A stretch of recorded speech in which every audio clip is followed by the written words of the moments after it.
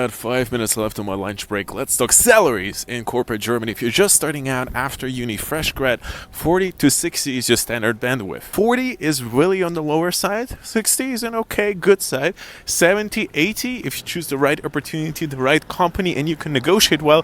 If you go top tier consulting, top tier investment banking, and even go somewhere below 6 figures. And if you're a software engineer at Google, even as a fresh grad, for example, here in Munich, it can be even over 6 figures. But again, if you're a normal person at a normal company, 40 to 60, possibly 70, 80 is where you're swimming. But how does it progress though? When can you reach 6 figures? Of course, it depends on you, but for most positions and most companies, you can, if you try really hard and the stars align, even in a couple of years. I would say a more realistic timeline is 3 to 5, 3 to 6. But again, reaching 6 figures depends on you way more than your starting salary. Starting salary, you often cannot negotiate much, but once it's about 6 figures, once it's about career progressions, early to mid-career development, then you can get promoted in the same company, you can switch up between the companies, making the 6 figure jump more realistic. Or if you're in top tier consulting, where levels are predefined, it's also easier to get to that range. You still need to work hard, but at least there's a standard pathway. What about the types of companies and the salary that they give? So in general, large MNCs, German or American, even better, tend to pay more on average. But smaller companies can have outliers. So maybe most middle managers would make more money at a bigger company. There could be some senior manager at a smaller company that makes 2-3 times the amount of the big company. There are not always rules to this, so it's not always easy to identify the small company that would pay you big buck